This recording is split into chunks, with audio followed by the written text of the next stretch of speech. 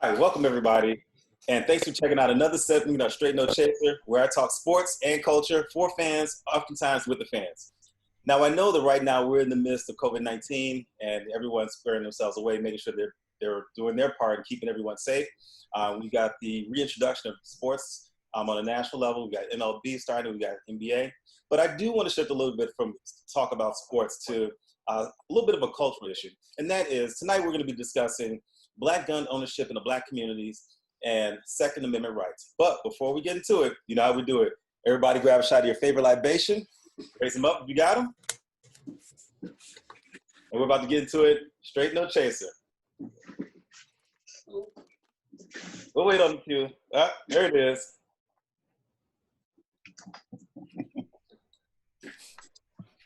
Salute. So, one of the things that, one of the conversations I've been having with friends has been around Black gun ownership in Black communities and Second Amendment rights. Now, I know there's been a lot of conversation out there, a lot of dialogue.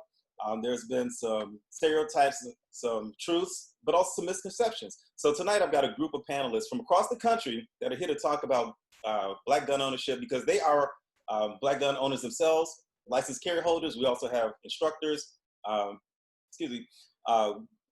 enthusiast leadership positions as it relates to African American gun ownership.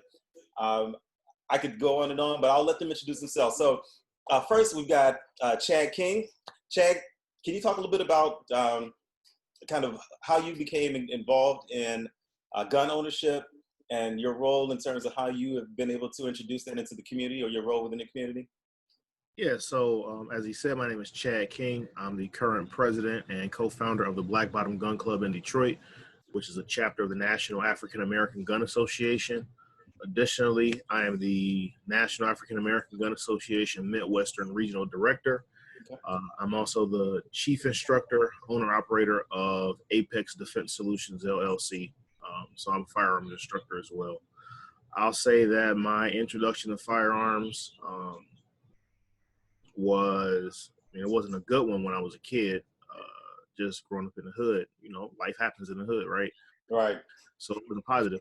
So much so that my mother didn't even want me to use rubber bands to make fake guns with a rubber band and point my finger at people. Yeah. So I didn't grow up in a gun enthusiast world or a household. It wasn't until I had a tragic event happen to me in 2007 where I bought a shotgun. Okay. And I defended my family. I stayed up all night to defend my family with that shotgun for personal use. Fast forward a few years later, in 2017, we started the gun club. And really what we do, we try to emphasize the importance of exercising all of the rights imbued upon us as Americans, because this is something that our ancestors were denied, so we need to lay claim to it. And so we do that by way of obviously teaching and instructing people how to use a firearm safely and responsibly. We talk about firearm safety from an individual, family level, and a community level. We talk about the legal aspects of gun ownership and the history of Black gun ownership. I think all of that stuff is important. And beyond that, we do a lot of community service with our firearms on us, right? Because it's difficult to say that Black people with guns are this thing that you have the stereotype of when you see Black people with guns who are passing out book bags with school supplies or feeding people or passing out safety locks. So we do a lot of the community service work to challenge the narrative or challenge the stereotype of what Black gun ownership is and show what it actually is instead of what people think it is. Great. And you touched on a couple of points that we're going to come back to, and that goes back to, and I'm sure, because I share a similar upbringing in perspective of guns were evil, guns were bad. You know, you couldn't even form your fingers, to make a gun shape or, put together rubber bands, things like that. Because there was a perception that there was this domineering feeling of lack of control and just what guns personified. So I definitely want to come back to that because I'm sure you and I are going to be the only ones in that. Quincy, Thanks for joining on the show. I know you've been on before, but just Yeah. a little bit about how you got involved with gun ownership and the role that you play in terms of how it relates to the community at large. All right, just a quick intro for myself. My name is Dixon Q. I go by Q. I was the founder of the 761st Gun Club. I'm now the state director for NAGA for the state of Illinois. I started the chapter back in December of 2016. Right now we have about 3 chapters in the state of Illinois. One close to the Chicagoland area, one in Rockford, and one also we got a new one just started up in Zion earlier this month. My intro with guns. So my first intro with guns was actually when I joined the military, the Air Force. So back in '99. So I grew up in an it was an anti-gun home, which was kind of funny because my mother, she grew up in the South, so she's a Bama girl, and she grew up during the Civil Rights Movement, and she was talking about how they had firearms in her home to defend the house with what's going on in the world back then. My father is from Ghana, so he's from Africa, so he came overseas back over to the United States back in 1978. Okay. Didn't have too much exposure with firearms. He just knew that firearms were bad at the time. So we grew up like what Chad said. I couldn't even do the rubber band thing. Water guns wasn't allowed in our house, and things like that. So it was fast forward to '99 when I joined the Air Force and actually went out to boot camp when we had our 5th week. It was Warrior Week, and we was going through M16 training, and that was my first time firing off a round on a rifle. So it was probably the most terrifying thing I ever went through. But and I was still terrified of firearms until my first deployment to support the Operation Racket Freedom, Operation Enduring Freedom. What I was in charge of at the time, I was the lowest guy in the totem pole, rank rise. And then I got all the sucky jobs, which was one of them was the weapon custodian. And then I had to get very familiar with firearms at that point. So I got a little bit comfortable with firearms. I think this is back in like 2004. And then I actually purchased my first firearm in 2016. I was at the point that I was worried about what society thought of me with a firearm. So it got to the point that I got frustrated that here I am, I served my country. I mean, I retired from the military July last year. So my thought process was, if I was good enough to die for this country and defend this country, I should be good enough to defend myself from those that want to do me harm. So meaning that the Second Amendment was just for me as well. Great. See, Colin, are you still with us? Oh yeah, I'm here. Okay. So much like you guys, firearms were a little bit taboo in my household. I mean, we could have like water guns and stick guns, but cap guns and realistic looking guns were taboo. I remember my uncle came over one Christmas and brought us some Western guns and holsters and stuff like that. And my mom flipped out. She like almost kicked him out the house. She said, "No guns in my house." So. It wasn't a gun-friendly environment. I grew up in New York, but when we stepped outside the home, you needed a gun. So, I've had my hand on a gun since probably the age of 14 or 15. In '85, I enlisted in the United States Marine Corps. Did 4 years in the Marine Corps, 85 to '89, and that's where I really got my training and education in firearms safety and marksmanship. So living in the North, the gun laws are very restrictive. So I grew up in New York. I lived in New Jersey for quite some time, and it's very restrictive, very prohibitive. But I always felt the need to have one. And that's the thing about these laws is if you want to protect yourself and you're in a state where it's not gun friendly, you're criminalized. You know, you become a criminal just by the mere fact that you want to protect yourself and your family. But you know, it's a price I'm willing to pay. Moved here to Georgia about 4 years ago and love it. You know, so I was in gun heaven over here, and you know, it's just the freedom to be able to exercise your rights fully, as Chad said, all of your rights, and be able to, you know, educate others and bring them to the level that you're at is what's important to me. So in our chapter in Atlanta, we make sure that we create an environment where the newest gun owner to the one who's seasoned has an environment where they feel supported, and you know they're not chastised for asking questions. They can build their skills in an environment that's non-judgmental, right? And that's what we need in our community. We need that to normalize these firearms and give our community a historical perspective at the same time, to let them know that it's been in our community for years, right? We've just been restricted.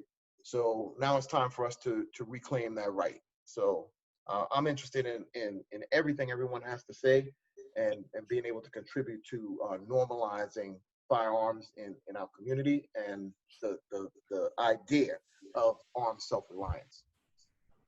And you touched on some great talking points that we're going to get to. The normalization that African Americans can carry guns. Gun ownership isn't a bad thing. Gun laws can be restrictive in certain areas of the country, certain states, even certain municipalities. And how do you maneuver around that perception of criminalization, because you do want to exercise your Second Amendment rights? So absolutely. So great. Thanks for joining us, Colin. Yeah, no problem. Stephanie, are you still with us? Yes, sir, I am. Yes. Great. So Stephanie, you're in Texas, correct? I am. I'm in Houston, Texas now, but I am Brooklyn born and raised. So I'm a New York girl. A little bit of background about myself. I am also a U.S. Army veteran. That was actually my very first experience handling any type of firearm, which was a M16, and then I upgraded to my little M4. Um, and then from there, I actually, once I got out the military, I didn't touch a firearm for quite a few years. It wasn't until I moved down to Florida, that I really opened my eyes more and was like, hey, this is something that I can get into, something that I can make not only a hobby, but also enjoy, and protect my family. So that's just a little bit of background about that. My While in Florida, I did also start a local chapter of NAGA. I did that because the closest one was in Orlando, and I was out in the Tampa area, which was almost 3 hours away. I'm all about filling the gap and stepping in and filling that void. So I didn't see any chapter, anybody at the range like me. I didn't see any instructors in the area like me. So I wanted to set that standard. I wanted to set that precedent that we could do it, we can do it. And it doesn't always necessarily need to be a man that does it. We can take charge of our own protection. And actually rewind, that brings me back to, my roots. I was born and raised in Brooklyn, New York, one of the worst states for gun laws. But as a woman, I always knew that I needed to be protected. Every other day, you're hearing another woman being victimized in Central Park or Prospect Park, or something going on. And you only realize that the cops are there to clean up the crime scene. Well, I don't want to be a victim. So, life happened, and unfortunately, I did have to realize in tough situations that I needed a firearm. I needed a means to self-defense, and I needed to train. It's not only the tool, but it's the mindset. So from there, I took off with it, and I'm enjoying it. Now I'm in Houston, Texas. I am the Texas State RSO, also assisting with the women's initiatives down here.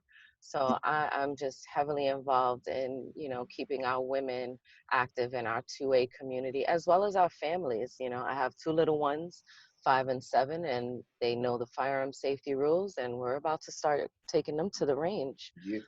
So yeah, Yeah. that's my business, Family Ties Firearms Training. So look me up. You know, it's interesting, and I love the fact that we got this group here. It's a group um, diverse in the sense that from different parts of the country, from different areas, different upbringings, but there's still that commonality. One of which being African American, but also growing up in situations where guns weren't prevalent, but in some way we have been introduced to guns in our life, and we've embraced it. We haven't shut that down. We haven't turned our backs on it.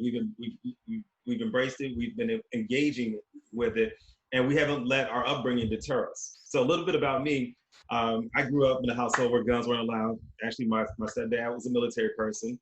He had firearms in the house, but I don't know how legal they were growing up. But I say that to say, you know, guns were prevalent in the African American community. They were prevalent in our household, but it was something that as a child, I was steered and taught to fear guns, taught to fear being around people with guns, taught that guns were evil, that guns didn't mean well for um, any type of situation.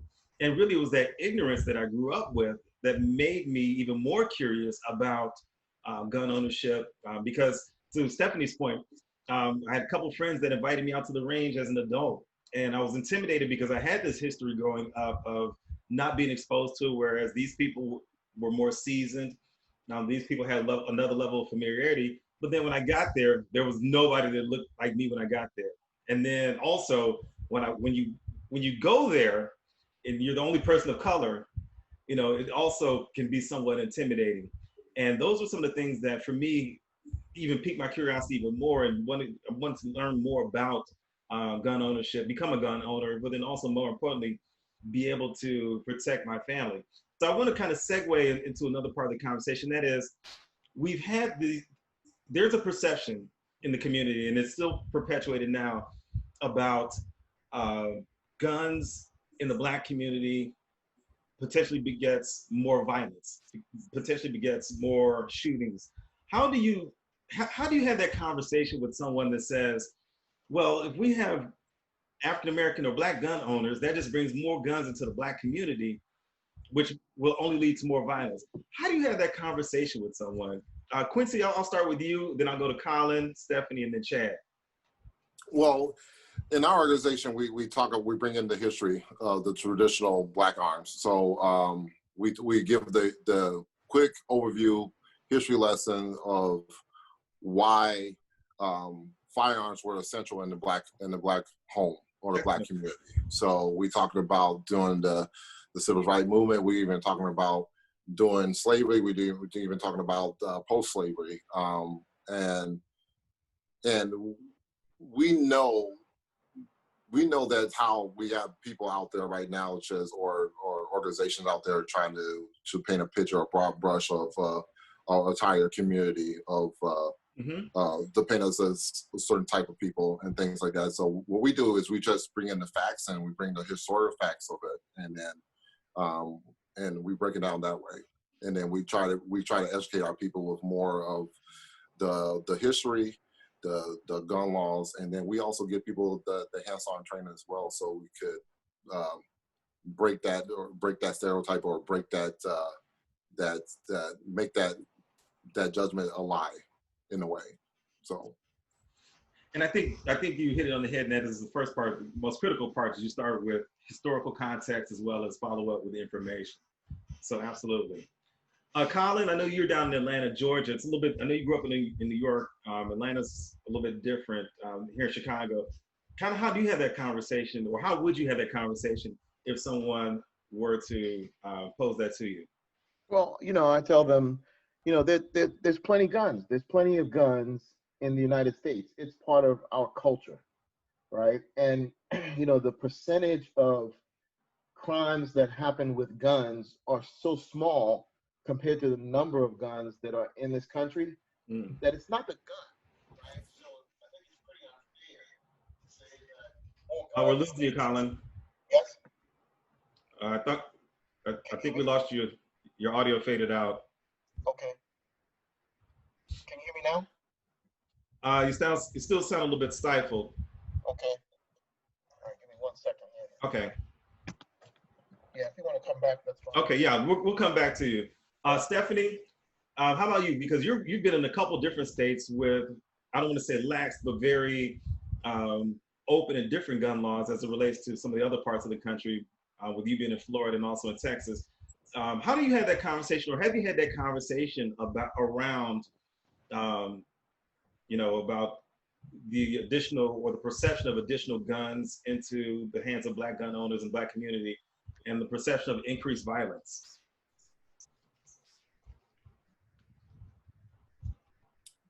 Let's see, Stephanie, are you still with us? Yes, I'm sorry, I'm back. Okay, not a problem.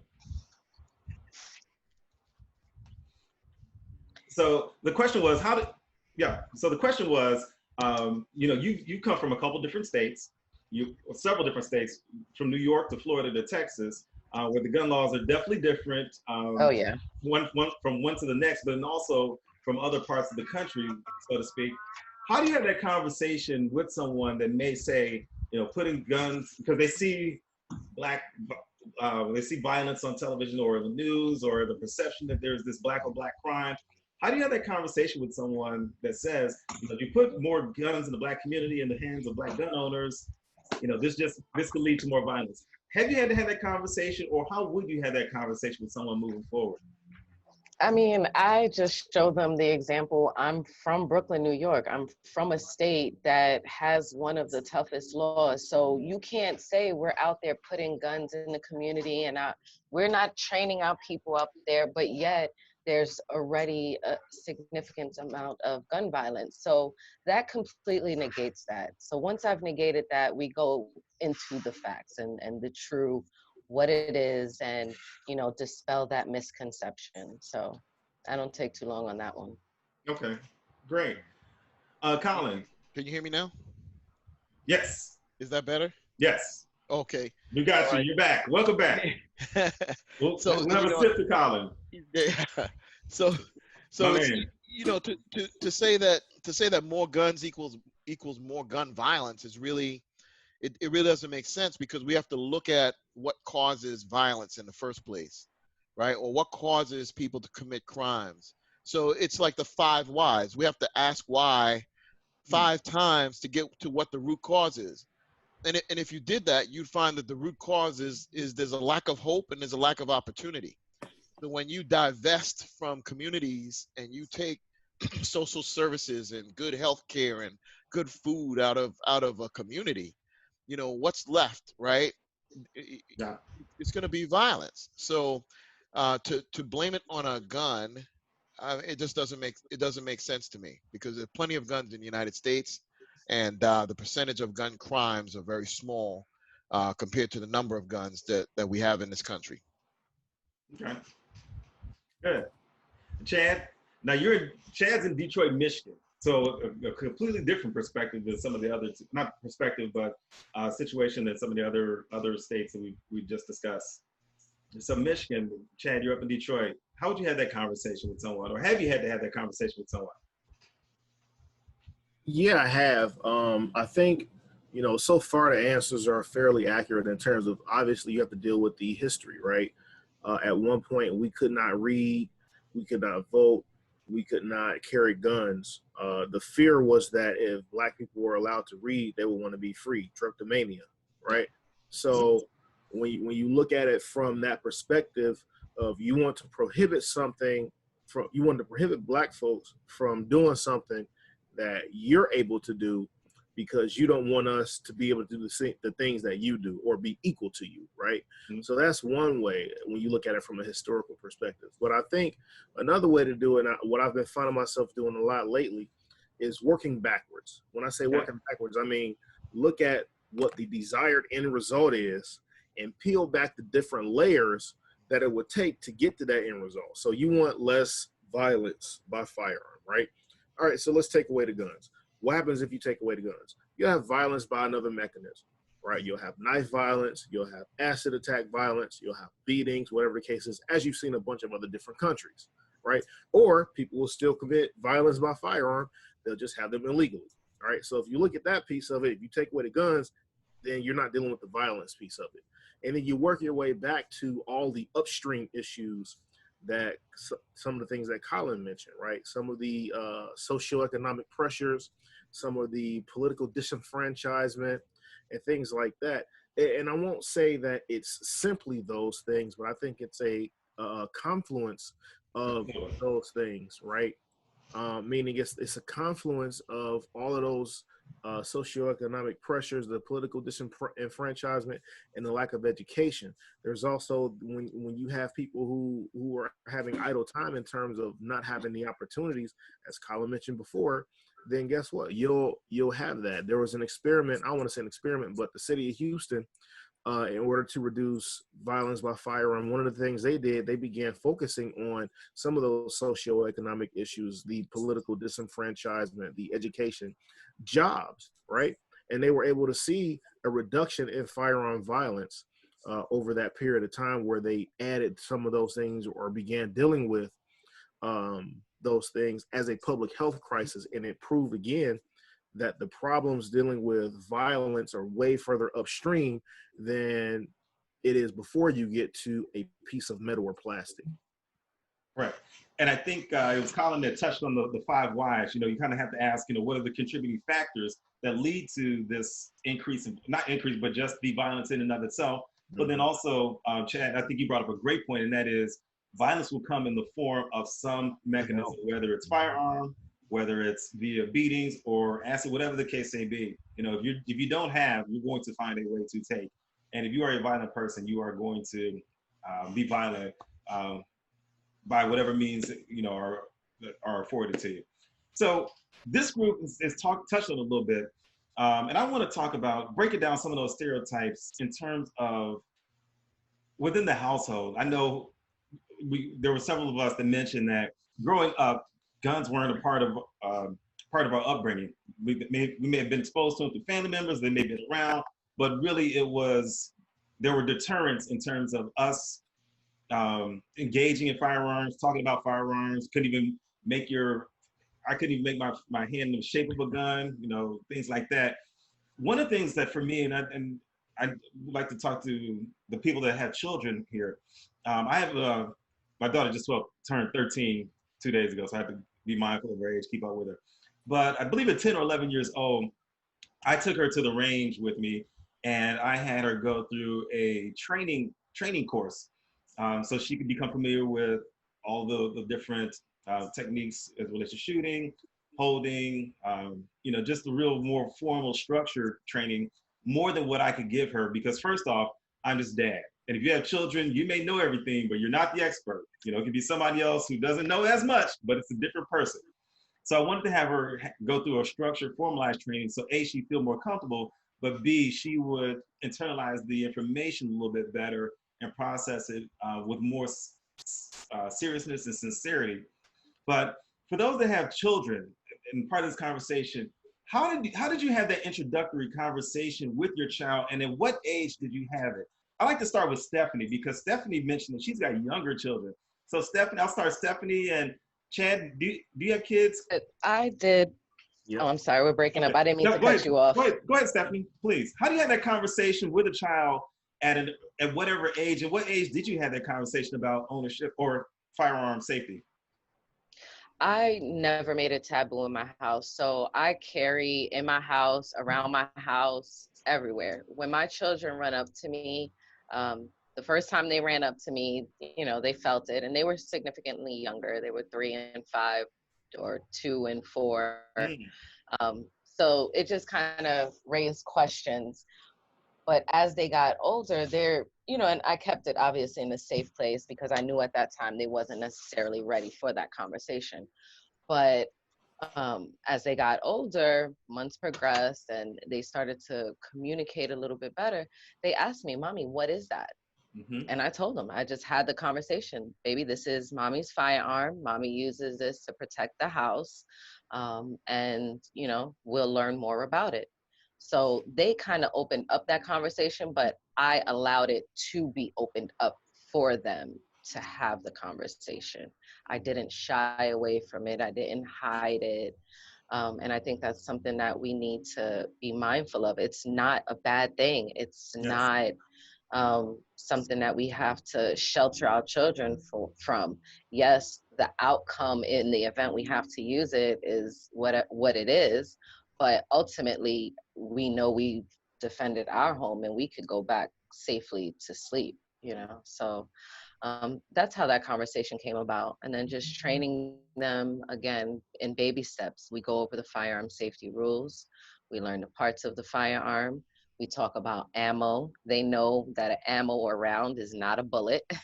um, so, so yeah, it's just we have to provide that safe space for our children, just like Naga provides that safe space for us. We have to do that for our little ones.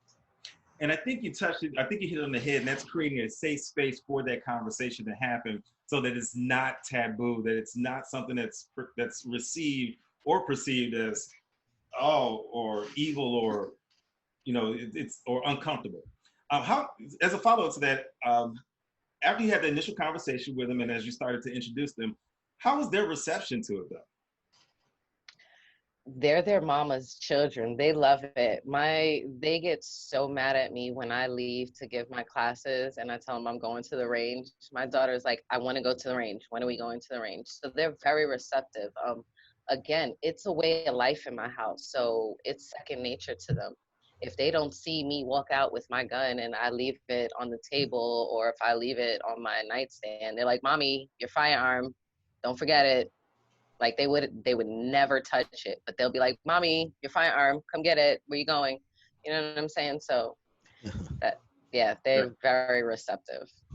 That's great that you've created that safe space for them, and that they're willing to that they've embraced that. And now it's another component of your family dialogue, and another component of the essence of your family. So it's a second nature. That's wonderful. Chad, how about you? Do you have kids? Yeah, so I have a 19-year-old and I have an 11-year-old. Okay. And how I got my 19-year-old started, actually, I'm doing both of them the same. I get them started with making sure they memorize the rules first. Memorize the rules first, then you can touch it. And after you memorize the rules, I'll show you how to handle it safely, making sure you keep your finger off the trigger, making sure you don't point it at yourself, the cat, or me, or anybody that you don't want to harm, right? Making sure that you understand that, the things around you are important too. Situational awareness. We play situational awareness games outside of the house, like as we're driving, because I think that's just as important as, the safety piece of a firearm. You need to understand what's going on around you. But with my son, after he memorized the rules, I actually took him trap shooting. So I like trap and skeet, shooting clays. Okay. And so I took him doing that after he got good with the rules and handling in the house, unloaded, obviously. And from that point, he just went with it. And then he liked shooting trap and he liked shooting pistol. My daughter, she's a little bit slower to come around, but she knows how to handle the firearm safely. Okay. She knows not to touch it unless I give her explicit permission to her direction and exactly what to do. And she knows what the safety rules are. So it's not that like it was for me, taboo and a terrible thing. It's not like that in my house, right? My son is always asking me, hey, when we going trap shoot, when we going to the range. My daughter hasn't gotten to that point yet, but she always asks me questions, and I can, thankfully be able to provide answers to those questions for her without it being weird. I think that that's important to make sure that as we had these conversations with our children about firearms, we demystify firearms. And as long as we demystify firearms early and do so often, I think that the curiosity is going to be dispelled, so you don't have to worry about someone hunting or looking for something that they probably shouldn't mess with anyway, out of fear or dispelling that curiosity. And once that curiosity is dispelled, I think that you'll have children who are going to be safer around firearms. So if they go over to a friend's house and they see a firearm, they know exactly what to do and what not to do, right? Like, hey, I know what that is because my father got one, or I know what that is because my mother got one and she showed me this. Why are you doing that? I need to leave because you're doing stuff that's not right or you're doing stuff that's not safe. Right. It's more so of not just it's being a responsible parent, because they're not always going to be in your presence. You need to show them how to do things safely and how to be safe around firearms so that they aren't unsafe around them when they're around other people. And I think you hit on a great point, and that's one of the things that I value with the course that my daughter took, and that was it also allows her to not necessarily put herself in an unsafe situation, because kids will find things. Kids can be mischievous. Kids can be curious. So she's at a friend's house, and they're heaven forbid they want to play with a gun or they come across a gun, or you might be in the neighborhood and come across a gun in bushes somewhere that someone is hiding or dropped or something like that. What do you do in those situations? My daughter can break a gun down and put it on safety and all those things. So she's developed a working knowledge of how to operate and manage a firearm, but then also a healthy fear and respect of a firearm to understand what a firearm can do if it's not handled properly in a safe manner. So great point, Chad. That's a great point to bring up as it relates to kids. I'm going to go to Colin, Q, and then we have a couple questions. Okay. Colin, do you have kids? Oh yeah, yeah. I'm on the other side of parenting. I got a 19-year-old and a 26-year-old. So, Okay. Okay. so about I guess 3 years ago, I sat them both down and educated them on the fundamental rules of firearm safety, marksmanship. Um, you know, as Stephanie said, we broke down the firearm so they could see the components. They understand how it works. And my daughter, she owns a firearm. She doesn't have her carry licenses yet, but she's been to the range. She's proficient with the firearm. Okay. My son, he had some things he needed to do to kind of mature a little bit before he owns a firearm, but he's Okay. also been to the range as well. Now I also carry around the house, and anytime anywhere I go, anywhere that's legal, my firearm is on me. They know it.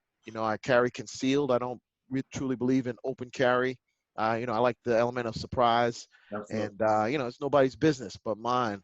So, but they know it's there. They know it's on me. They know I'm a protector, and when we get into restaurants, they know exactly where I sit.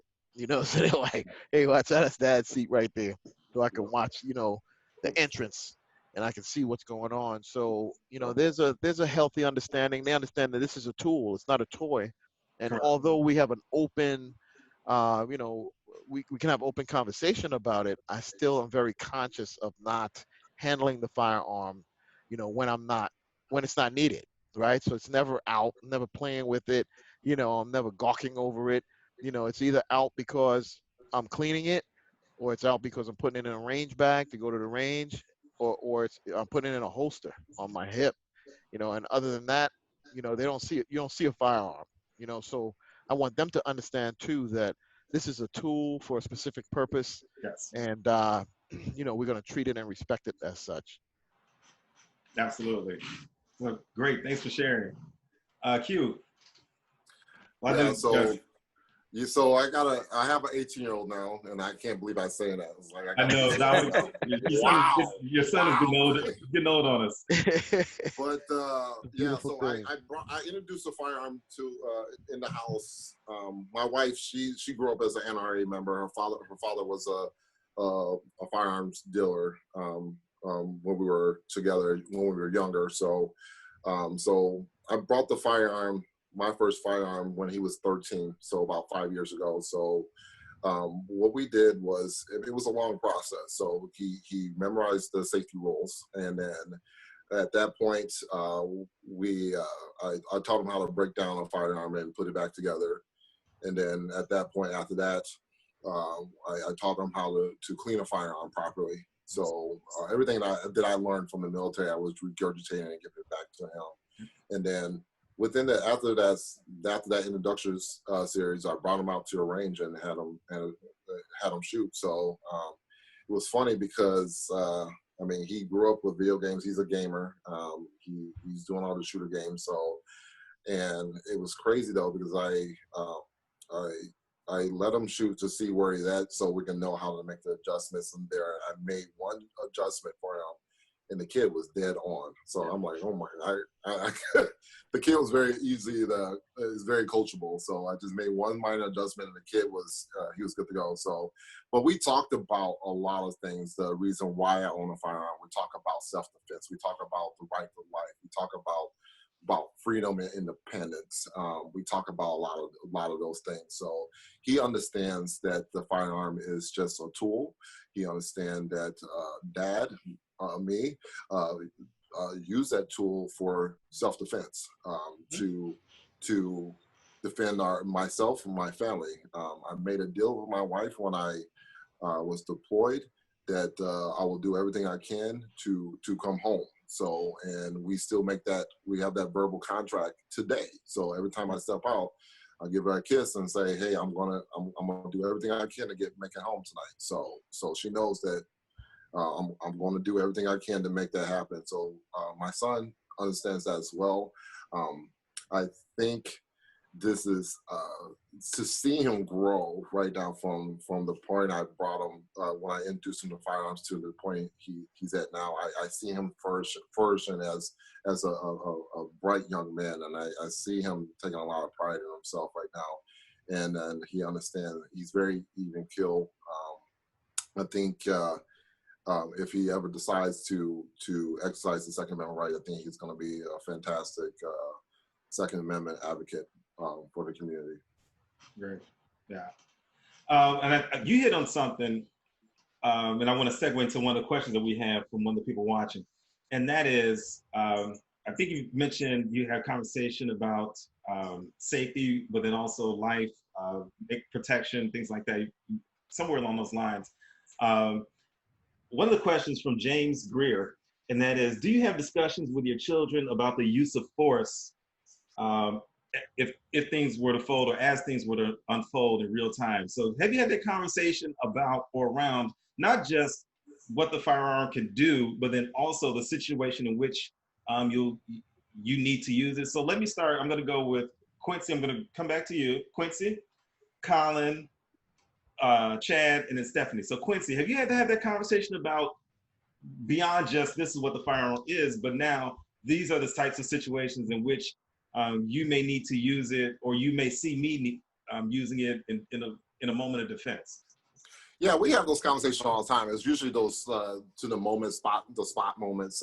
We talk about use of force all the time. So we see what's going on with the news and media and everything. We see the shootings or people are brandishing firearms, and my son, we talk about those cases of what we know as factual or what the media is reporting. So, so my son understands the errors of other people and understands what they did wrong, and versus what I have taught him or what I have talked to him or discussed to him about the proper use of force. So we live in the state of Illinois that I'm a concealed carry holder as well, and brandishing a firearm is 100% illegal in Illinois. So we don't have open carry in this state at all.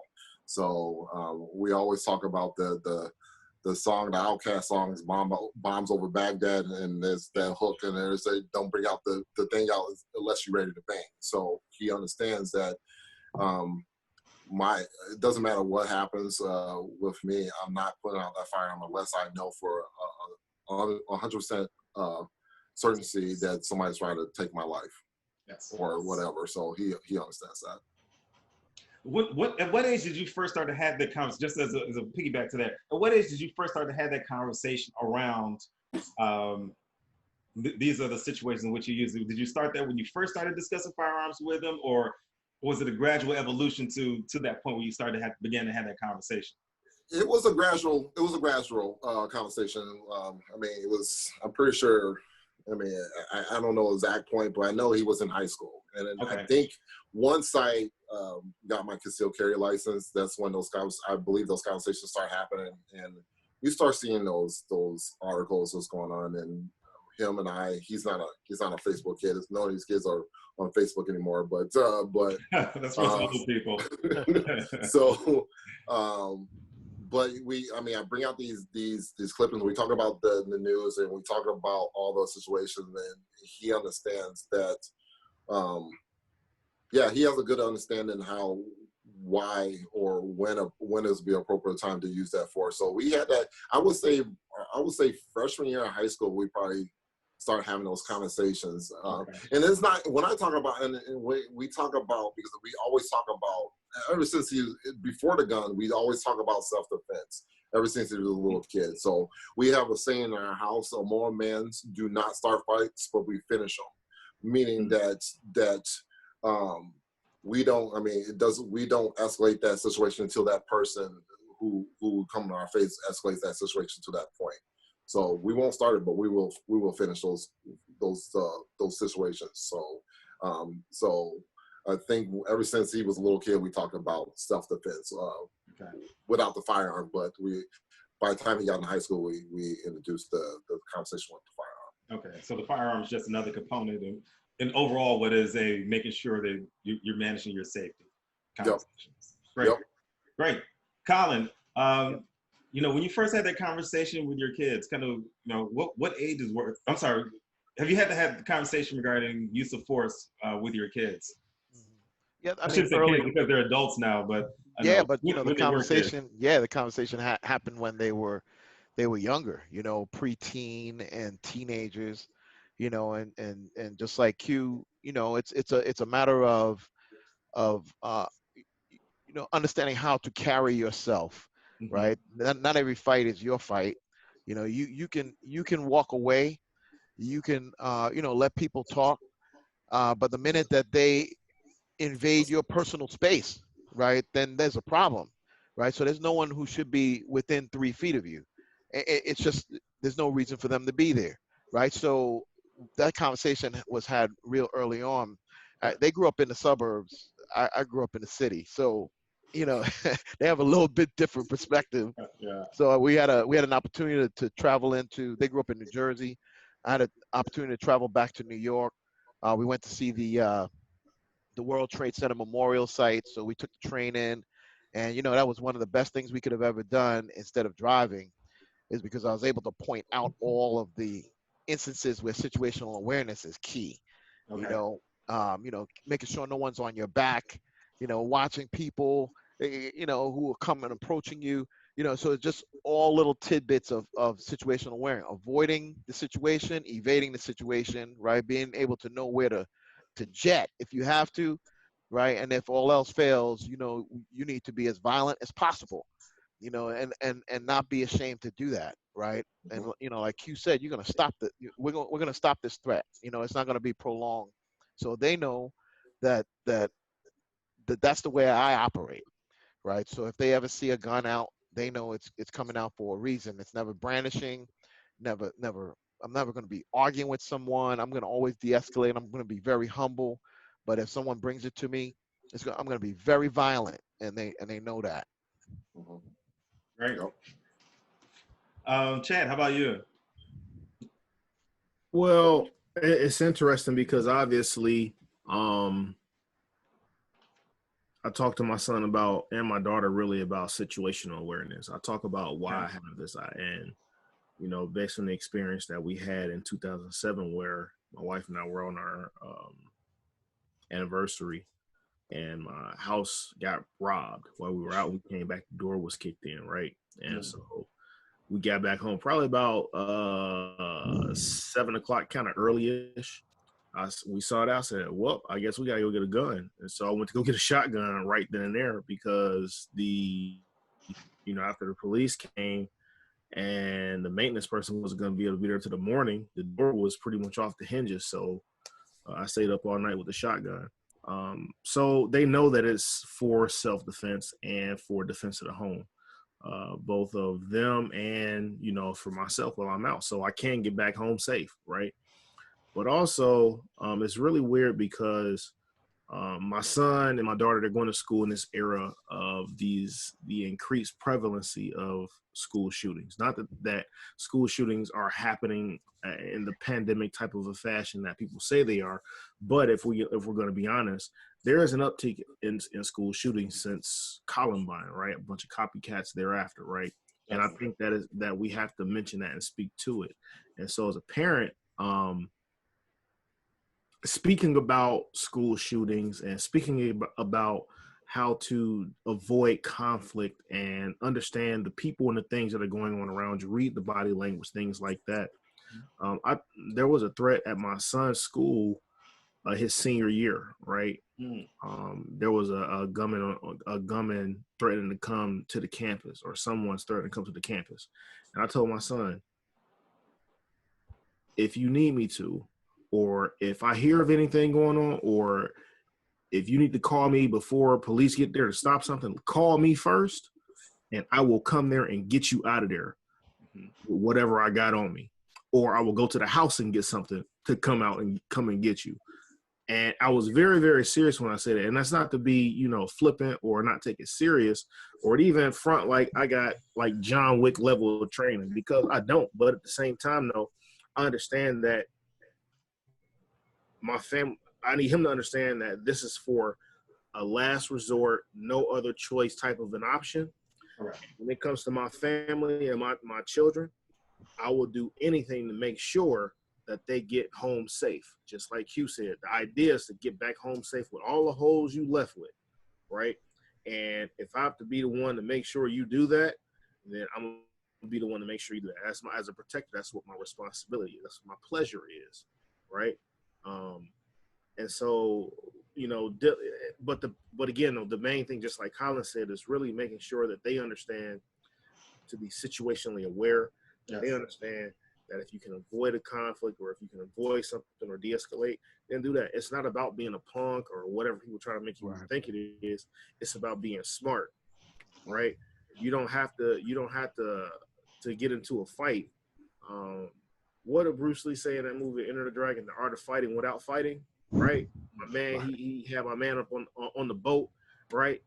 It's really stuff like that. Use your head first. Yeah. Before you think about getting into any type of fisticuffs or any other conflict struggle beyond that. Use your head and your words, if you can first. When you ain't got no other choice, you don't have no other choice. That's that. But think about the things you could do all the way before then that will put you in a position where you don't have to have a choice but to use a firearm or to deal with violence. That's a great point. And you talked about situational awareness. Corey Henderson has just commented, he always tells his youngins, probably his kids and people in his family, keep your head on the swivel. So absolutely, that making sure that you're aware of your surroundings. My youngest daughter, well, my oldest is 20, carry the one. She'll be 28. Well, see, here's the thing. My daughters are less than 2 weeks apart in birth dates. So my youngest one just turned 13, so I always had to do the math and carry the one and figure out. So my youngest just turned 13. My oldest is going to be turning 28 in less than 2 weeks. So they're less than 2 weeks apart in terms of birth dates. So I always have to remind myself when one's birthday is past, the other one is coming. But nonetheless, my youngest daughter, she's in the suburbs of Chicago. So she's in one of the nicer suburbs of Chicago. So she's one of those, she hasn't been exposed to a lot. So trying to bring her level of situational awareness has always been a challenge, because there's a disconnect between our discussions and her reality.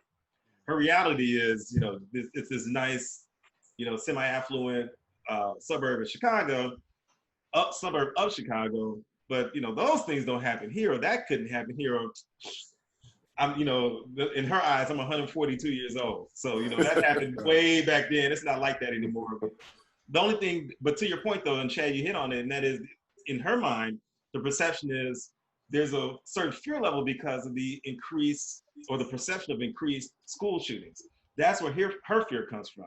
Not things that can happen to her in the community or other situations. It's more so what may happen to her at a school, because that's what's been, for lack of a better term, sensationalized through the media and such. Although it does happen, it does occur. That's where her largest fear comes from. Not necessarily something every day that is more likely to happen within the communities from a community standpoint.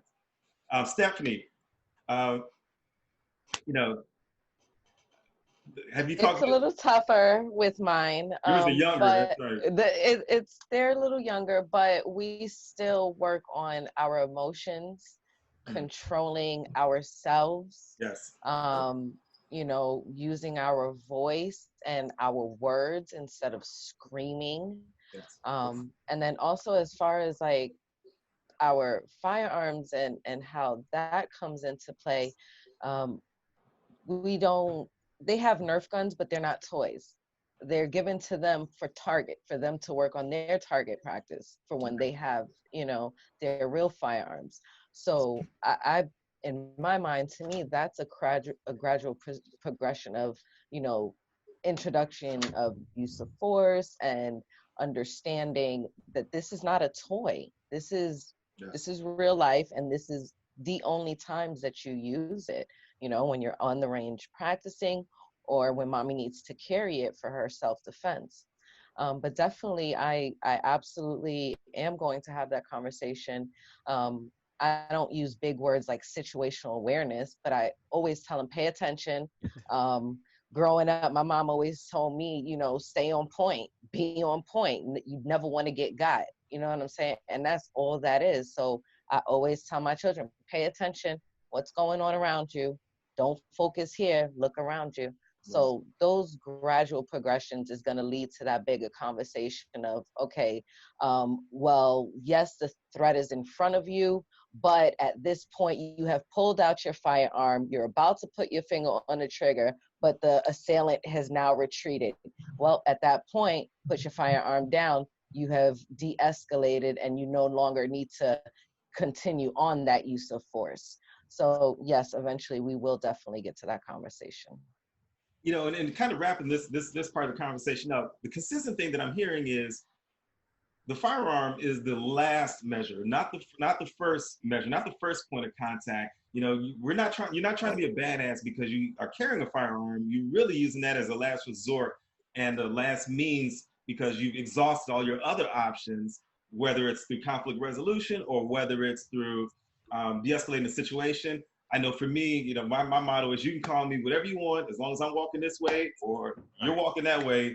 You can call me whatever you want. But once you get into that space, you know, that's a different level of that's a different conversation. Now, you know, the defense mechanisms kick in, and that's when I have to go to a different set of rules of engagement because now it's moving. It has the potential to move from the nonviolent verbal to physical, and then, you know, how do I then protect myself so I'm not, and anything can kill you. One thing I've noticed, well, not noticed, but I've learned through the years, you can be killed by a punch, you can be killed by tripping and hitting your head, being pushed down.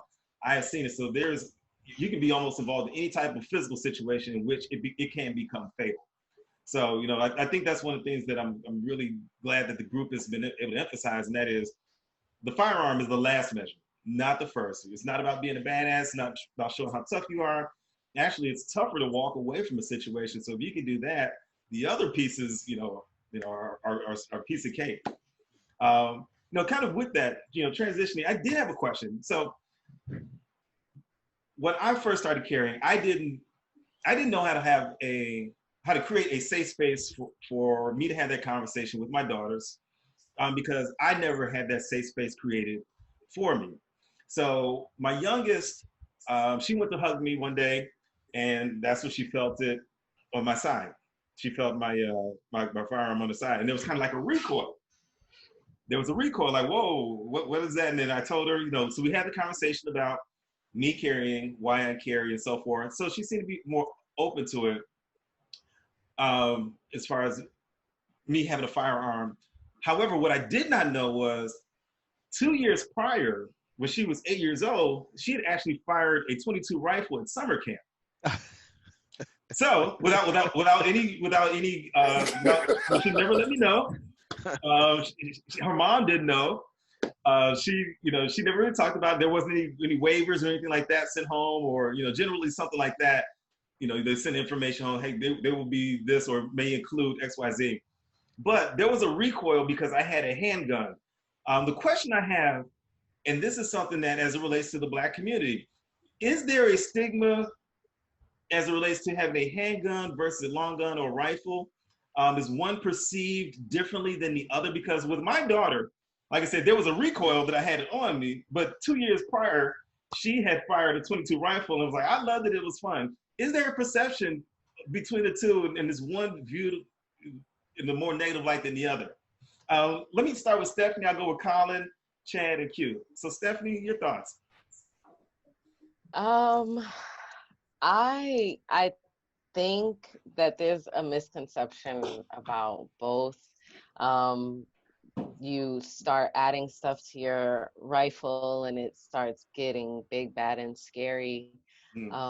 I just stand firmly on the fact that it's all about the miseducation and the lack of education that has been given to our people. So I haven't personally had to encounter that.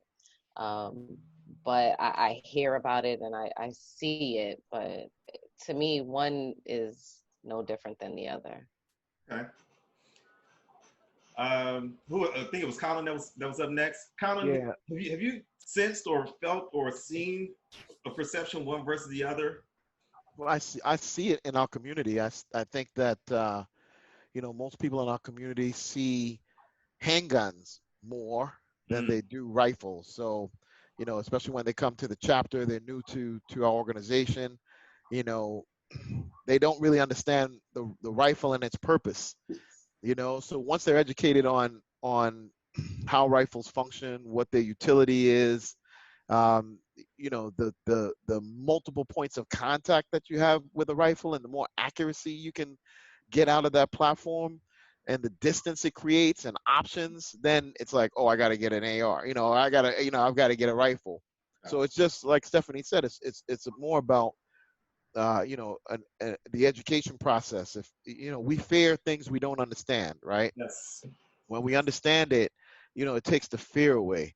So I think that's part of our responsibility in our organization is to demystify, take the fear away, put some context towards the tools that we're learning and the platforms that we're learning, and we'll change that perception. But the media is horrible because they show you they show you the rifle, the long gun rifle, is typically hunting and sports shooting, but they never show you the AR used for sports shooting.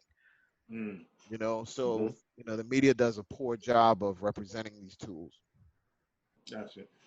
Yeah, and to your point, I do think that the media, media and social media, because now everybody's got a clip of something, and in some instances it can be taken out of context, but it does shape a perception or create a narrative around certain types of firearms.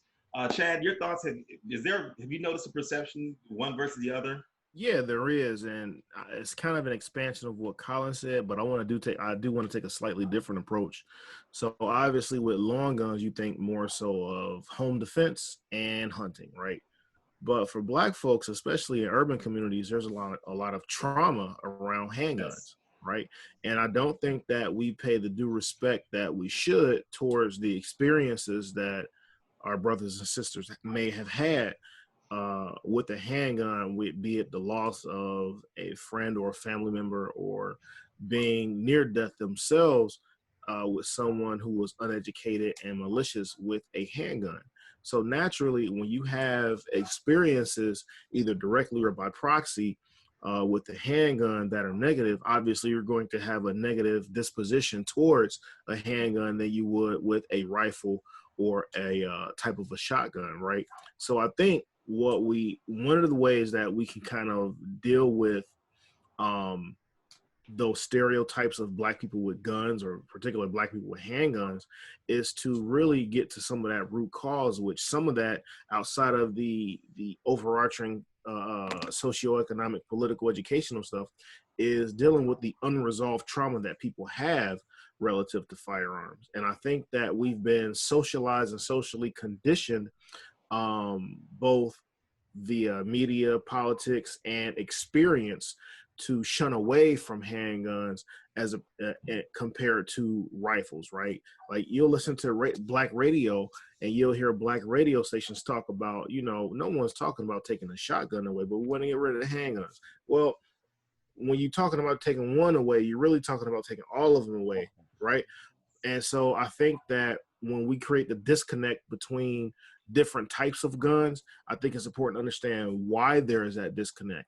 And then once you understand why there's a disconnect, I think you can begin dealing with what that disconnect is and kind of coalescing and rejoining just talking about a gun as a gun.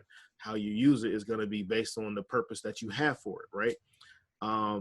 But I do think that there has to be some accounting for the unresolved and underlying trauma that a lot of people face that may turn them towards violence or may turn them away from firearms because of something that they may have experienced.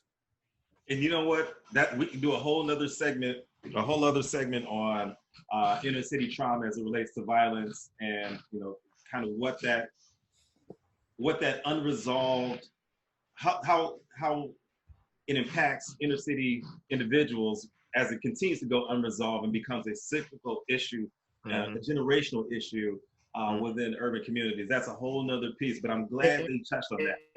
And it's important to realize that even when you talk about those things, right, understanding none of the things that I talked about were a result or a fault, so to speak, of a piece of metal or plastic. It's not the fault, or the genesis of that trauma is not necessarily the firearm itself, but I think that the firearm can be a representation of that trauma. And so if we want to really unpack that a little bit more, and I know we don't have the time for it right now, the expression of trauma may be a firearm, but what is that expression an expression of, right? And that's really what we kind of need to get to the root of and deal with it on that level. Absolutely. And just real quick, Quincy, I'm going to come to you, kind of wrapping up the last part of that question. But Timothy Ballinger, he says his thoughts are the city environment. Black communities usually uses more handguns in the suburbs, or in the South, it's more rifles. I don't know statistically how true that is, but I do know that as it relates to the city environment the urban environment that I've been exposed to, yes, it is more use of handguns. So to your point, that's been my experience as well. Quincy, kind of wrapping up the last bit.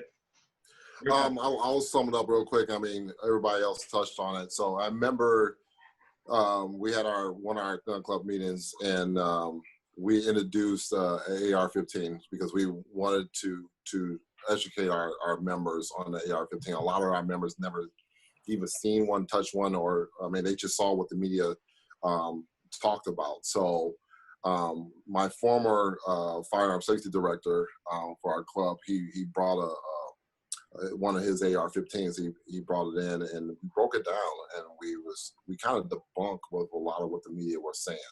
So we took the firearm apart. We had a whole PowerPoint presentation, told what the function was. We spent 2 hours just talking, discussing the AR-15, and because like you said, I mean, a lot of us and a lot of the members in our gun club are more handguns. And the funny thing about it is now is we are the new president of the 761st Gun Club is teaching classes on building AR-15s now. So he's doing a fantastic job. So we got members who are purchasing AR-15s right now and actually building their own. So I think that was a success because we kind of broke those barriers, broke those fears, broke those lies that the media was telling about this firearm. So and that's the point of NAGA. That's the point of all our gun clubs that we're doing. We're trying to break down what the media and society is saying to us and the Black community about firearms, the Second Amendment, and gun ownership, and we're trying to debunk those theories, those myths, those lies. And I think that's a great segue, because as you're talking about debunking myths, as you're just talking about education, information, one of the largest demographics of gun purchasers and license holders we're finding is African American women, and that's something that I love it. Floored me, because it's you know, you just don't have this when you think about, you know, large gun purchases, you know, people, you know, concealed carry permit holders, things like that. You don't think African American women, you know, you think whatever demographic, but come to find out, this is, if not the largest, one of the largest in our country. Stephanie, I want to come to you first because not only are you an African American woman gun holder, but you're also in a position of leadership as it relates to gun enthusiast clubs. And you've been in that position twice in 2 different states. Can you talk to me, or talk to, not me, but talk to people that are watching, especially ladies that have these maybe preconceived notions about gun ownership, or maybe intimidated about gun ownership, getting a gun license, purchasing a firearm. Can you talk a little bit about your experience and kind of what you've seen? Yeah, absolutely. First of all, thank you for allowing all of us this platform. I always, in all of my classes, my personal preference is working with newbies, folks that have never shot a firearm, or, you know, have one and never shot it. They only got their license, so on and so forth. So I say that to say that I always start by telling them it's a tool, and we've all been mentioning it, but I want to really reiterate and bring it to the forefront. It is a tool, just like a car. We use a car, we drive a car, we use an oven to bake and a stove to bake.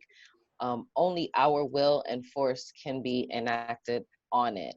So I need them to understand that the gun is not this big, bad, scary monster that, you know, whomever has made it out to be. Because I don't want to keep bashing the media, because society has made it out to be a big, bad thing. Okay. So I want to first say that it is just a tool. It cannot hurt you. Okay, you can hurt it. So that's one thing I have to say. And two, what I hold dear to me is when I get to the range, when it's just me and my firearm, it's an extension of who I am, my breath. If I'm having a bad day, I let it out on the range. It's therapeutic. And I hate to say that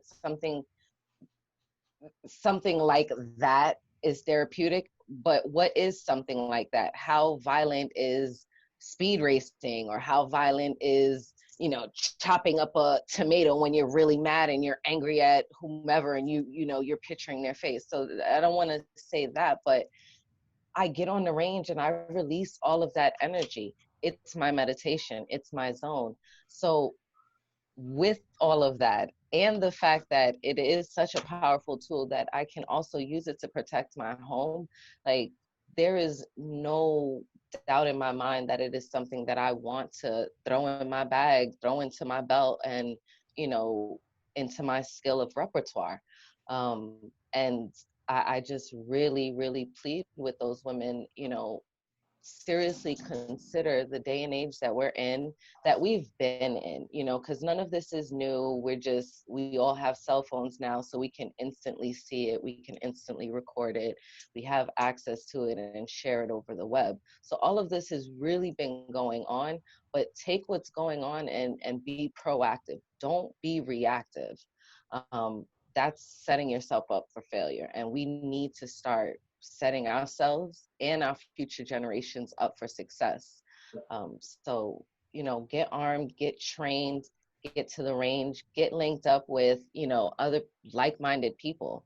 And don't have a fear, like, just release it. It's therapeutic. So let me ask you this as a follow-up to that, because I've Yeah. gone to the range, you know, with like for example, my oldest daughter. You know, we've gone to the range. I've taken her. She's 20. All right, do that math again. 28. But you know, you see ladies at the range, and once they've gotten over the intimidation of going to the range or purchasing a firearm, they start to look at, and I think it's great marketing, so to speak, because you see firearms that, for lack of a better term, are geared toward women with colors and accessories, styles, things like that. What would you say to a lady, or what is the proper way for an individual, male or female, to decide on the right firearm for them? Because I know that there's a lot. I always say, No, go ahead, Stephanie. I was just gonna say because yeah, seeing go pink and ahead. purple and diamond studded and things like that. And say, oh, I want that one because it's cute. And it's like, okay, is that the right? How do you determine what firearm is correct for you? Yeah, absolutely. So you put a lot in there, and I want to address a comment that you did make. But to answer your question, I always say you need to try before you buy. Even if you can't necessarily get on the range and shoot it, I need you to rack your slide, lock your slide to the rear, drop the magazine, put that magazine in that magazine well. I need you to hold that grip, get a stance, get your sight picture. I need you to feel comfortable. Put it, you may not have a holster on you, but mock simulate you have a holster and put it on you and see how it feels with you reaching for it. So try before you buy. Now, if you can get to the range, if you can get to shameless promotion, if you could get to a NAGA meeting, I'm sure there's plenty of members that have multiple firearms, just bring your own ammo. Yep. But I gotta throw that in there. But you just get out there, try them, shoot them, and then make that decision, what's right for you. Now, to circle it back around to that comment that you made about pink and bling, listen, I am blinged out fanatic. I'm actually about to go get a few of my firearms Cerakoted. If I can find someone to bling out my grip, I completely would. But that's my SIG, that's my Smith and Wesson. I'm not a Glock fan, so Oh, wouldn't be a Glock. I'm not a fan either. I'm not a fan either. But I say that to say that it's not a sky. It's not a, and I hate to put them on blast, but that's what I'm noticing. I'm noticing that there's particular less than desirable brands that feel like they can target unknowledgeable or uneducated and that is the market. I hate to say it. The people that I'm seeing carrying these firearms are people that don't know what to look for, have no education, just literally think, oh, it's cute. And even with men, because men say that too, oh, that gun is badass, I'm gonna get it. It's a high point. The $100 bill high point. Okay. Right. So we're not gonna just single out the colors, because ladies, you can get your firearms blinged out and colored if you want. And bling bitches. Excuse my language. But make sure you have, give it to them straight. Yep. Just make sure you try before you buy, and it's a reputable brand. Do your due diligence. Get recommendations, and get educated. And I'm glad that you touched on that, because I've gone with people and they've said, I've gone with my girl and she's like, oh, but I really like that one. That's got a nice color. It's like, Nope. How does the grip feel? Like you said, can you rack the slide? How many rounds? Those are the types of things that you should be. And then afterwards, you can it's like you get a car. You customize, you get the right car for you, and then you customize it afterwards, to your liking. So, great point, Stephanie. I'm gonna go Colin, Q, and then Chad. Any other thoughts on that? And then I have one last question to take us home. Stephanie hit on it. This is a tool that you're going to you're going to bet your life on, and the life of your family on. So reliability is key. A well-manufactured firearm that is going to function when you need it is what's important. So that's the first thing. Is it a reputable brand, and has it been put through its paces, right? We know it's going to perform in any type of weather condition. It's going to run, right? That gun has to run, and then we can start to outfit it and do the other things that we need to do with it. The other thing is really accessibility of ammunition, right? The cost of ammunition, the cost of training and practicing, You know, the 45 might be cool, but you know what? When I shoot a 45, it hurts my hand. You know, me personally. You know, so I don't even. I'm like, it's uncomfortable for me. So if it's uncomfortable, I'm not going to train with it, right? So I need something that's a manageable recoil, you know, and you know the ammo is accessible for the most part, and it's reliable. You know, so it's more of a, you know, it's just like buying a car, right? It's just like buying a car, right? You want it to last if you're going to be paying for it, and you want to make sure that it runs when you need it to run. Yep. Great point. Q and then Chad, and then I have one question. One question to take us out. I'm never been a flashy person when it comes down to firearms. I'm always about functionality over looks. So reliability, Stephanie. I mean, she said a whole lot of it. So I get the most basic pistol I can get, and I spend my money on training. That's what my bling is. My bling is on the trainer. Yep, great point. Especially if you conceal carry, you know, who's really going to see it anyway? It's not like if you pull it out, someone says, "Oh my God, that looks nice." Right.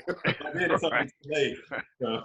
You might not even be When able to I pull it train out. on the range, You might not even be able to pull it out. You don't have when the proper I go to the range, I want to see my blinged out pink, All right, we know. purple firearm. Okay, Hey, thank you very Stephanie much. can do whatever she wants. You know, that's different. That's the style and profiling. You know, it's like wearing the new Jordans to the pickup game. See you. So, Chad, your thoughts on firearm selection? I think obviously try before you buy for sure. Get something that, you know, after you try it, that's feel good in your hand, ergonomics feel good to you. Consider cost that is going to the recurring cost of owning that firearm in terms of ammunition and training. I'll just say it bluntly: don't get a Sky. Right.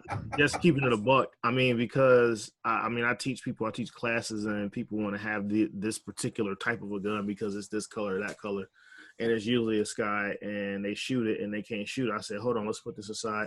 Take my 43X, see how you perform with this one, or take the Shield and see how you perform with this one, and they perform significantly better. I said, all right, That's if the Sky shoots. Yeah. Oh, wow. Okay, say it. No doubt. Say it. That's real talk, though. That's real talk. All right. Yeah. Straight So no chaser. yeah, I'll Man, just that's what say it's about. Give it to a I'll just straight say don't get a Sky if you're gonna spend some money on a firearm that you will potentially have to depend on with your life. Then it's an investment, not just it's not something for status unless you get a SIG. That's a status symbol, but Facts. generally, you know, if you're gonna get something that you're going to bet your life on, as Colin said, make sure it is reputable. Make sure it's time tested and proven to work.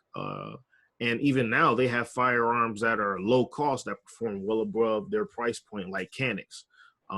Those are fantastic handguns that you can get at that price point. Too. At that price point, without having to get a damn Sky, because again, all you gonna hit is the damn Sky when you pull a trigger on that gun.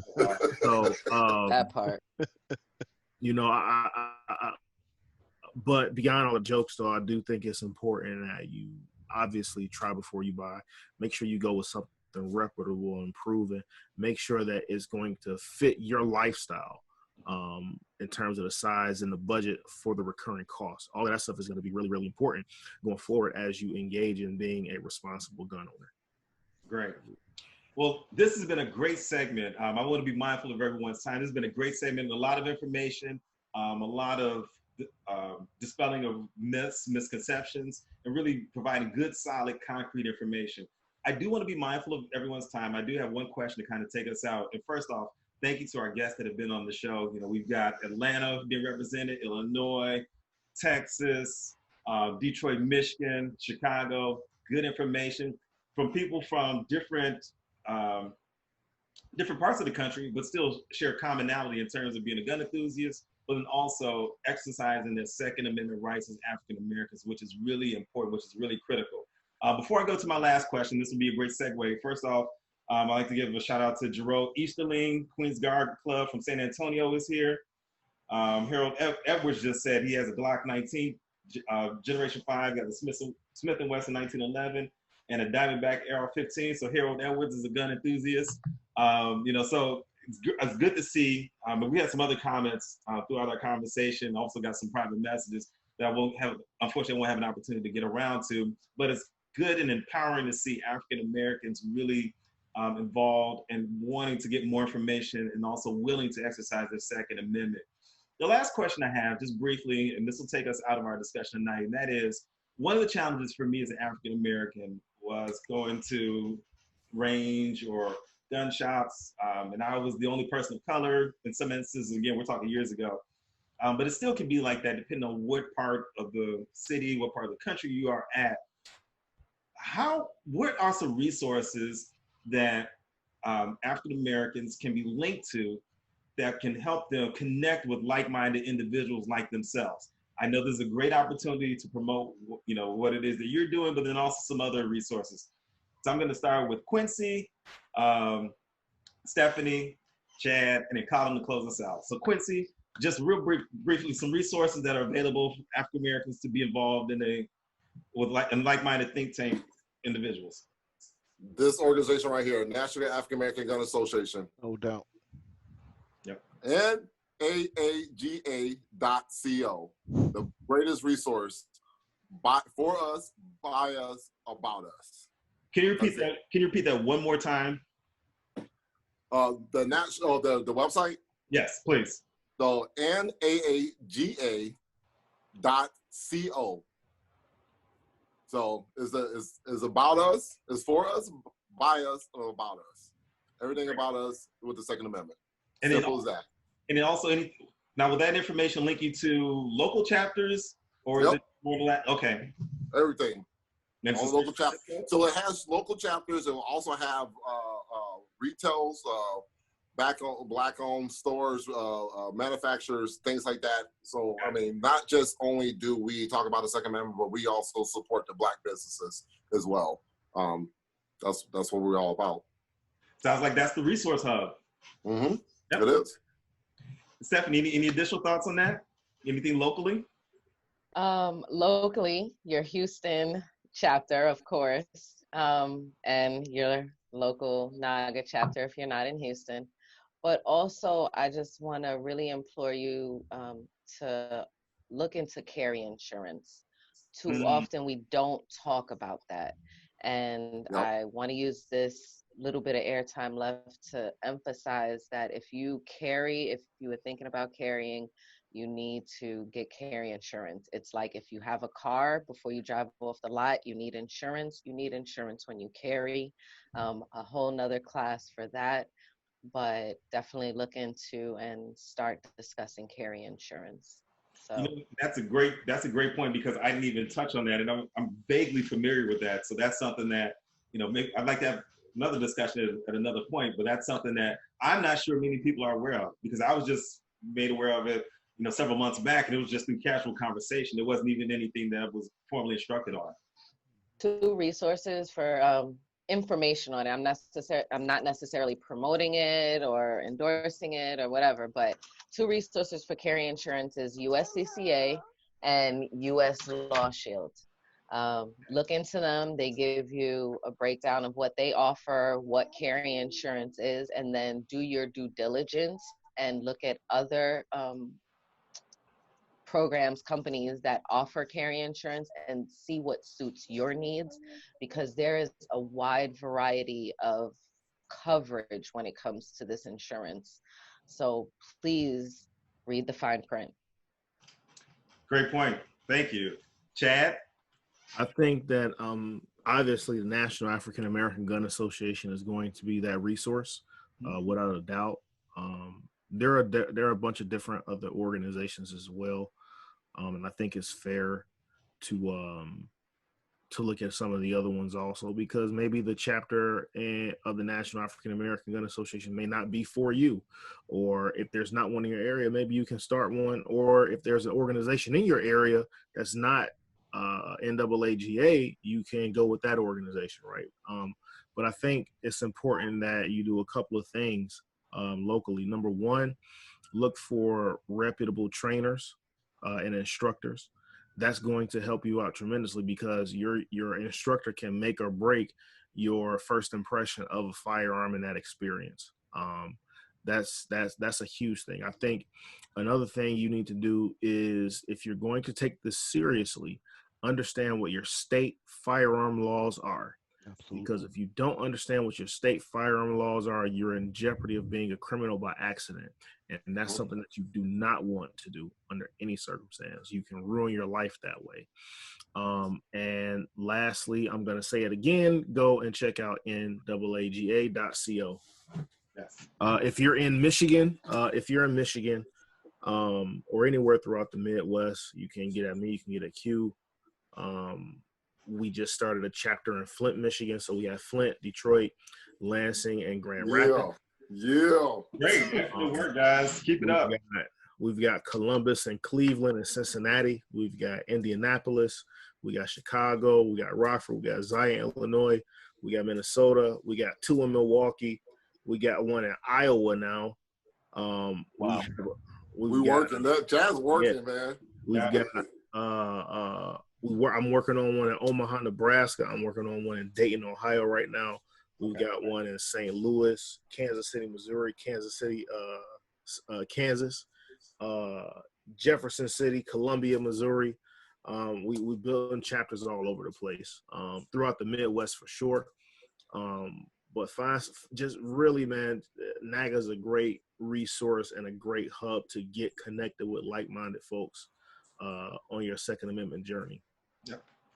Yeah. Great information. Again, keep up the good work. I mean, you guys are like I'm blown away knowing that there were this many chapters that are popping up, not popping up, but that are rising, I should say, throughout the Midwest. Colin? Yeah, I call it the Great Awakening. That's what we're experiencing right now. Yes. I love it. It's just up to us to manage it, right? As the big brothers and sisters of those who are being introduced to firearms, we have to set the example, and we also have to show guidance, and a lot of patience and and understanding and wisdom to those who are coming aboard. Yes. We can't treat this thing frivolously, right? So to whom much, to whom much is given, much is required, right? So we need to be those stewards. So we're gonna try and catch up with y'all. There was only 1 chapter in Georgia, but now we have 5. So if you're in the Atlanta metro area, check out the Bass Reeves Gun Club, www.bassreevesgc.com. We have a chapter in McDonough, Georgia, the 9th Cavalry Buffalo Soldiers. We have a Savannah chapter, Warner Robins, Georgia, and also East Point. So Georgia's building, and I love it. I love to see our people embrace this human right, and also this Black tradition of arms that we have to carry forth. So one of the ways that we can help to increase the numbers and increase our presence and our influence is to join the shooting sports, right? So there's a lot of competitive arenas that we can get into and take over, right? So IDPA, USPSA, as Chad mentioned, we're coming. And there's scholarships for that too. Tell them there's scholarships. Clay and trap shooting. Yep, So you got scholarships to colleges. Yep, go ahead, Chad. I want to say something real quick. I want to give a shout out to the training director of the Black Bottom Gun Club. My man is literally a world-class shooter, and I mean that in a very, very literal way, meaning last year he competed in the World IDPA tournament and came in number 2 in his division. That is awesome. Talking about, baby. He mad because he got to be number 2 for the rest of the year, right? That's how competitive he is. Hey, tell him there can only be one number 1. Right. That should burn him up. He's mad about it, but and I love his competitive fire, but He's one of my mentors. He's a fantastic instructor, a fantastic human being. I appreciate you, Ross, for everything you do for our club and our people. Yeah, man, it definitely all the instructors who've been mentors to me, both Ross and Body Bio Tactical, his wife, they've been mentors for me as well. It's people out here that can get you right. And again, NAGA can be that hub to get you in that direction. But definitely competitive shooting is fun. Get you some trap, get you some IDPA, all of that stuff, some 3-gun. Definitely Absolutely. get into that because You know, and you it's know, a few opportunity years for it. ago, there's plenty of opportunities. And a few years ago, you know, you'd go to these competitions and you may only see one or two of us. And now, you know, we represent, and it does two things. It shows the rest of our community that we can do it and that we can compete and we can win. And the second thing, it shows other communities that we can compete and we can win. So when again, you know, you fear what you don't understand. So once they understand us, they see us come. We're very professional. We're very proficient. You know, it creates a different understanding of who we are, right? So maybe we can touch people, you know, just by the way that we carry ourselves in this gun culture, right? So, you know, get involved, invite people out to shoot, you know, get people involved in demonstrating safety and great marksmanship, and you'll see us really take off in this gun culture and in this country. Absolutely. Well, this is a conversation that can go on for another couple of hours because I feel the passion and the energy and the enthusiasm from this group. But I want to be mindful of everyone's time. And let me just say thank you to the guests that have joined me tonight for the information that they've shared, for helping get some of that information out, breaking down some of those barriers, dispelling some of those myths and untruths. Before we wrap up, I'd just like to acknowledge some of our guests. I didn't get a chance to get to all the comments and questions, but James Wade Greer stopped in, checked us out. DeMichael Fountain or Fontaine, Cassandra Light. She says, hey there, Naga family. Brandon County, Corey Henderson, my man Florin, Timothy Ballinger, Jerome Easterling, Vince Gibson, Harold Edwards, Zulu Shooters Club chimed in, Johnny Cox. A lot of people chimed in and had comments and feedback. I've also got some stuff in my DMs I haven't had a chance to get to. And before you take us out, I just want to let everyone know who's watching and listening that, you know, the folks on this call, you know, Stephanie, Q, Chad, you don't really understand. You don't really understand the amount of energy that they put into making their chapters successful, right? We're not getting paid for this, right? This is a labor of love. We do it for the community, and it's a tremendous personal commitment to the success of our community. And I, for one, appreciate everyone who's on this call. I appreciate you for giving us this platform. And I want to also appreciate Philip Smith for forming this organization, and Douglas Jefferson, who's the vice president of NAGA National, for always steering us in the right direction. Great. Shout out to Aaron Chappelle, Bass Reeves, Kofi Kenyatta, BBGC. So, you know, we've got people that are chiming in and jumping in and have been streaming and also sharing it onto their page. I've got friends that are doing that as well. So, but as like I said, this conversation go on for another couple hours. I want to be mindful of everyone's time. But as we do always, we had a very good conversation. We gave it to you straight, no chaser. That's going to end our live streaming segment of this conversation. Thank you to everybody that tuned in. Enjoy the rest of the weekend and stay safe. All right. Peace and blessings. Peace, y'all. Peace.